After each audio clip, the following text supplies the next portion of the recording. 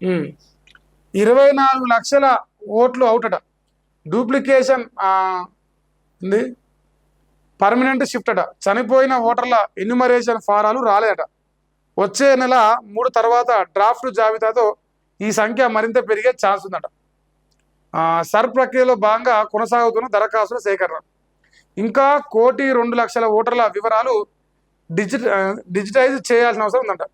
So రాష్ట్రంలో జరుగుతున్న special intensive revision sir ప్రక్రియలో భాగంగా ఇప్పటి వరకు దాదాపు 24 లక్షల ఓట్లు పోయినట్టేనని అధికారులు చెప్తున్నారు.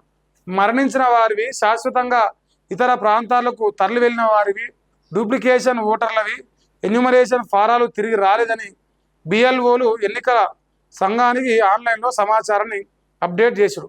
సర్ ప్రక్రియలో భాగంగా చేపట్టిన క్షేత్రస్థాయి పరిశీలనలో ఈ ఓట్లన్నీ డ్రాఫ్ట్ జాబితాకు దూరం కానున్నాయి. కాగా రాష్ట్ర వ్యాప్తంగా మొత్తం 3,38,26,26,448 మంది ఓటర్లు ఉండగా శుక్రవారం నాటికి ఎన్యుమరేషన్ ఫారాల డిజిటలైజేషన్ ప్రక్రియ 71.34% పూర్తయింది. ఇంకా 29% దాకా ఉన్నట్టుంది.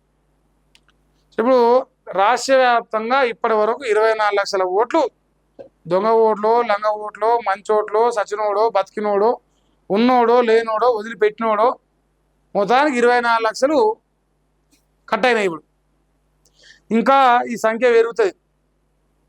ఇప్పుడు పుచ్చుకొని రేపు కాంగ్రెస్ అధికారం కోల్పోయింది అనుకోరి, ఇవో ఆ రోజు బీజేపీ వాళ్ళు మా ఓట్లన్నీ తొలగించారు కాబట్టి ఓడిపోయినట్టు చెప్పుకోవడానికి ఒక సాకు ఈ లెక్క. సో నిజంగా మనందరూ తెలిసిందే, గ్రామాలలో ఒక ఆయన చనిపోయిండు, ఆయన 2 ఏళ్ళు అవుతుంది, ఆయన ఓటు వస్తుంది తెలియదు కదా, అధికారులు కన్ఫర్మ్ చేయడం ఓటు వస్తుంది. ఓటు వచ్చినాక సపోజ్ సర్పంచ్ ఎన్నికలు అనుకోరి, ప్రతి ఒక్క ఓటు కూడా ఆయనకి అవసరమే. అప్పుడు ఏం చేస్తాడు, వాళ్ళ కుటుంబ సభ్యులతో నోరు పెట్టి దొంగ ఓట్లే ఇస్తాడు. ఆయన లెక్క ఉన్నోళ్ళు, ఆయనకు ముఖం ఉన్నోళ్ళు, మూతున్నోళ్ళు, ముక్కున్నోళ్ళు చూస్తే అనుకుంటారు. సో ఇవన్నీ ప్రమాదాలు ఉన్నాయి. మరి ఫైనల్గా ఈ రాష్ట్రంలో ఓల్డ్ సిటీల దొంగ ఓట్లు వేయేంత వరకు దీన్ని పెద్దగా నమ్మరు. ఓల్డ్ సిటీలో 6 నుంచి 7 లక్షల దొంగ ఓట్లు ఉన్నాయని చెప్పేసి కాంగ్రెస్ పార్టీలో ఎమ్మెల్యేగా పోటీ చేసిన వ్యక్తి ఫిరోజ్ ఖాన్, నాంపల్లి కంటెస్టెడ్ ఎమ్మెల్యే, ఆయన 100 సార్లు ఆరోపణ చేశారు.